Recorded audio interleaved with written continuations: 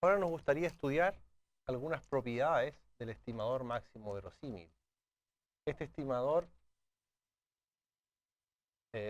tiene ciertas propiedades que lo distinguen de los demás. Por eso es tan importante. Entonces, en el mismo contexto, vamos a poner aquí de x1 hasta xn una muestra aleatoria de tamaño n proveniente de una distribución f de x, θ, donde x está en el espacio de información y θ está en el espacio. Entonces, el hecho de que podamos probar haya ciertas propiedades para el estimador de manera general, significa que es muy bueno, porque para cualquier distribución que nosotros tengamos en este contexto, vamos a poder entonces afirmar esas propiedades. La primera propiedad es que si denotamos el estimador máximo verosímil de esta manera, entonces θ es asintóticamente insesgado. Donde esta palabra asintóticamente insesgado la tenemos que explicar. ¿Qué significa asintóticamente? Esto significa cuando n va a infinito. Cuando n es muy grande. ¿Qué significa eso entonces? Que el límite cuando n va a infinito de la esperanza del θ máximo verosímil, eso va a ser exactamente θ. Puede ser que tú calcules el estimador máximo verosímil que te interesa y no sea insesgado. Pero lo que tú sí sabes es que si este es el estimador máximo verosímil, en el límite va a alcanzar θ. O sea, en promedio, en el límite, estamos sobre θ. Es decir, si la muestra es muy grande, es una propiedad buena del estimador. Segunda propiedad. θ máximo verosímil es consistente. ¿Qué significa eso? Significa en el sentido de la definición que para todo epsilon mayor que 0, el límite de esta probabilidad de θ máximo verosímil menos θ más grande que epsilon, eso vale 0. Significa que si nosotros tenemos un tamaño de muestra grande, el estimador máximo verosímil va a mejorar en probabilidad respecto a la cercanía que tiene con θ, que es el verdadero parámetro. Por lo tanto, vale la pena invertir más dinero en sacar una muestra más grande cuando calcula el estimador máximo verosímil, porque vas a obtener un estimador que es mejor. Tercera propiedad, entonces, tienes que θ máximo verosímil es invariante bajo transformaciones continuas. ¿Ya? Bajo transformaciones continuas.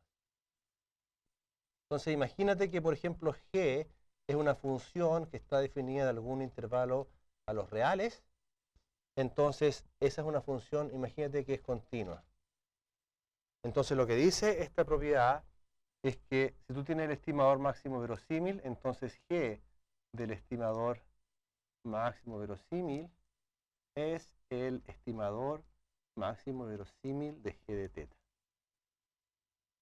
Eso significa entonces que si tú, por ejemplo, quieres estimar el estimador máximo verosímil de θ al cuadrado, lo que tienes que hacer es calcular el estimador máximo verosímil de θ primero y después reemplazarlo en la función que tú quieras. Y este va a ser el estimador de tu función, el estimador máximo verosímil de esa función es esto. ¿Te das cuenta? Simplemente lo reemplazas, haces un plug-in, entonces no importa cuál sea la función que tú tengas. Si quieres calcular el estimador máximo verosímil del logaritmo natural de θ, ¿qué es lo que haces? Obtienes el estimador máximo verosímil de θ y después lo reemplazas en el logaritmo, y esa es la propiedad entonces de invarianza del estimador. Cuarta propiedad, muy importante, es que el estimador máximo verosímil es asintóticamente normal. ¿Ya? ¿Qué significa eso? Significa que la distribución del estimador máximo verosímil cuando n es grande se puede aproximar por una distribución normal. Entonces, eso lo escribimos así, mira, en raíz de n por θ máximo verosímil menos θ, eso converge en distribución, cuando n es grande, a una normal. ¿Cuál va a ser el parámetro? Restaste θ, así que esto es 0, y la varianza va a ser 1 partido por i de θ, donde este i de θ tiene una connotación especial. Esto se llama la cantidad de información de Fisher. ¿Ya? Cantidad de información de Fisher. ¿Y cómo se define esa cantidad? Bueno, esto va a ser la esperanza, y de teta es la esperanza de la derivada de la log verosimilitud respecto a teta, todo esto al cuadrado.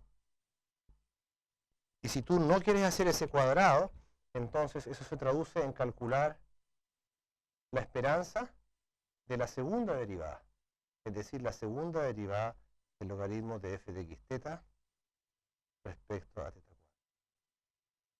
2 veces. Entonces, si tú quieres calcular la cantidad de información de Fisher, calcula esta cantidad. Si no quieres calcular el cuadrado, calculas esa cantidad con la segunda derivada. Entonces, ¿qué te está diciendo eso? Que si tú quieres calcular el estimador, si tú quieres calcular la varianza del estimador, va a venir dada por esta cantidad.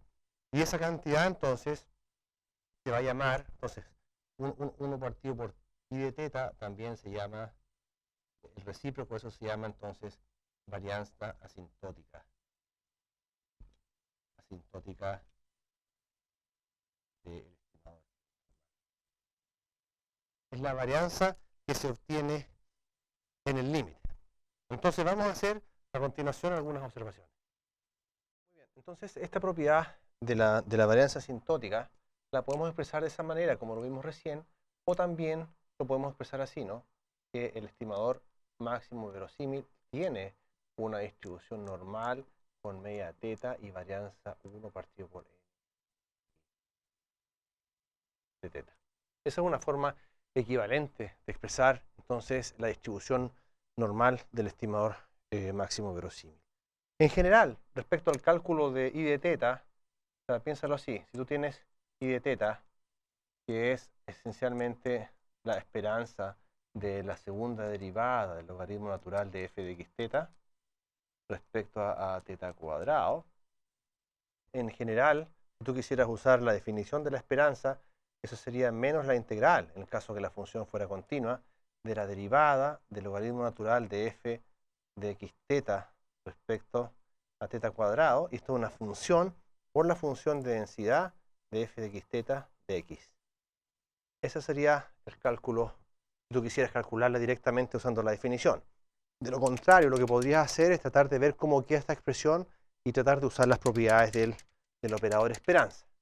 Esa es una observación también que podemos hacer respecto al cálculo de la matriz de la cantidad de información. Y la otra observación que yo quiero hacer es la siguiente. I de teta, entonces, es la cantidad de información, pero relativa a una muestra. Pero si tú quieres calcular, entonces, una muestra que es un vector de x1 hasta xn, entonces eso se va a denotar así, i de x vector de teta. ¿Ok? Entonces, esta es la cantidad de información de Fisher del vector.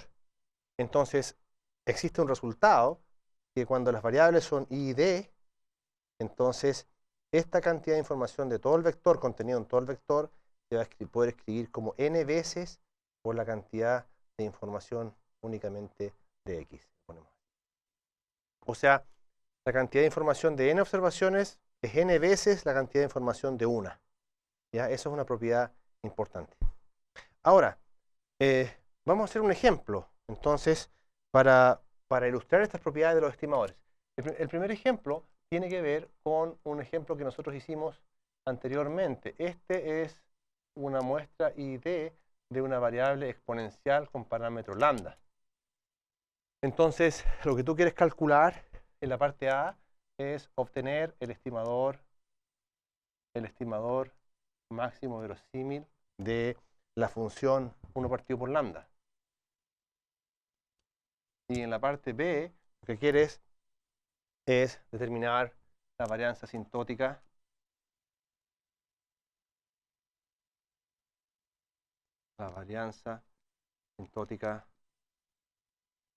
del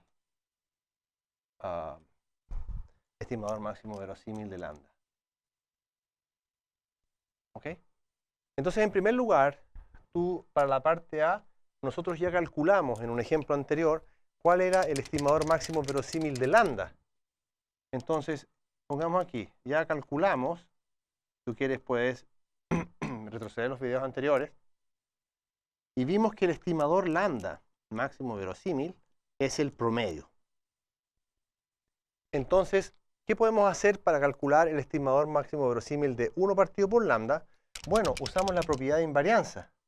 Entonces, sea G de lambda igual a 1 partido por lambda. Entonces, la propiedad de invarianza dice que el estimador máximo verosímil de G de lambda es G, pero reemplazando aquí el máximo verosímil. Ah, ¿y qué es eso? Bueno, es 1 partido por, reemplazamos ahí, por el lambda máximo verosímil. En este caso es 1 partido por el promedio. Por lo tanto, cuando tú tengas que calcular estimadores máximos verosímiles de funciones del parámetro, calculas primero el estimador máximo verosímil del parámetro y luego lo reemplazas en la función que te piden. ¿Por qué? Porque esa es la propiedad de invarianza. El estimador máximo verosímil de esta función es simplemente la función evaluada en el estimador máximo verosímil. Y eso es en primer lugar. Para la propiedad B, entonces, recuerda tú que la información del lambda, en este caso, va a ser menos la esperanza de la segunda derivada, el logaritmo natural de f de x lambda respecto a lambda al cuadrado. Y este lo tenemos que calcular. Pero tú, ¿de dónde tú sacas la cantidad esta? Bueno, cuando calculaste el estimador máximo verosímil, hiciste la condición de chequeo de segundo orden, ¿cierto? Para que el estimador efectivamente sea un máximo.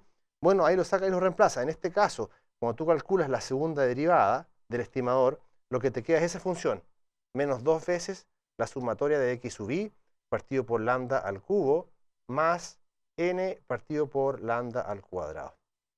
Te repito, ¿cómo calculamos eso? Porque cuando derivamos igualamos a 0 para obtener el estimador, tuvimos que chequear, obtuvimos el estimador, que era el promedio. Pero después aplicamos la segunda derivada, el criterio de la segunda derivada, para saber si el estimador es un máximo o un mínimo. Entonces aprovechamos esa expresión y la ponemos acá, y ahora queremos saber si esta expresión, qué cosa nos da. Entonces, si tú te das cuenta, lo único que tenemos que hacer ahí es aplicar las propiedades de la esperanza. Y las propiedades de la esperanza, simplemente esto tú aplicas la esperanza acá. Así que te queda menos 2 veces la esperanza de los x sub i por 2n veces la esperanza del partido por lambda cubo más la esperanza de una constante es la misma constante, n partido por lambda. Y eso vamos a continuar acá. Entonces, la pregunta ahora es la siguiente. ¿Cuánto vale la esperanza de los x sub i en una distribución exponencial? Eso vale lambda. Por lo tanto, esto te queda 2n lambda partido por lambda al cubo menos n partido por lambda al cuadrado. Si tú te das cuenta, ese lambda se cancela y te queda 2n partido por lambda al cuadrado menos n partido por lambda al cuadrado. Es decir, esto es n partido por lambda al cuadrado. Entonces, nota que esto es interesante porque es una cantidad. Y eso es entonces la cantidad de información. Esto es I de lambda. ¿Ya? I de lambda. Entonces, la varianza del estimador máximo verosímil es 1 partido por I de lambda. Y esto va a ser entonces lambda cuadrado partido por n. Entonces, esta cantidad en general, 1 partido por lambda o 1 partido por n lambda, se conoce como la cantidad en general. Entonces pongamos aquí, en general, la cantidad 1 partido por n por i de teta se conoce como la cota de Cramer-Rao.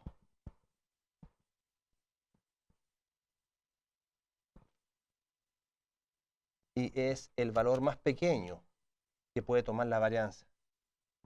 de un estimador.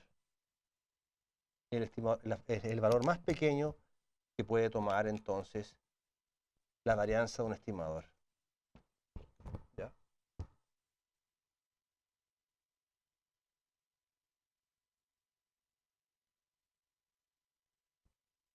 Muy bien. Entonces, fíjate que en el caso en que tengas una muestra de tamaño n, entonces esto es la cota de Cramer-Rao. Y no puede pasar que tengas un estimador que tenga una varianza más pequeña que esta cantidad. Entonces nosotros podríamos hacer, por ejemplo, el ejercicio. Podríamos hacer el ejercicio de calcular la varianza del estimador máximo verosímil. Por ejemplo, el estimador máximo verosímil es la distribución uniforme, o sea, la distribución exponencial es el promedio. Pero tú sabes que esto es la varianza de 1 partido por n por la sumatoria de los x sub i. Ya como varias veces lo hemos dicho, esto te queda 1 partido por n cuadrado y te queda n veces la varianza de los x sub i. Entonces, cuando tú cancelas eso, te queda la varianza de los x sub i, que en una exponencial es lambda cuadrado partido por n. ¿Ok? Entonces, fíjate que esta cantidad coincide efectivamente con esta cantidad. ¿Te das cuenta? Entonces, eso significa que el estimador máximo verosímil alcanza la cota de Cramer-Rao y, por lo tanto, es un estimador eficiente. Cuando un estimador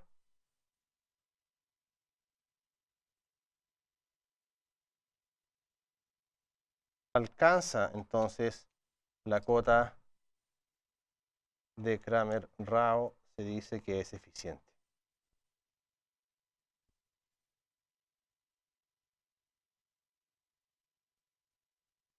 Y eso entonces finaliza el ejemplo de las propiedades de los estimadores máximos verosímiles.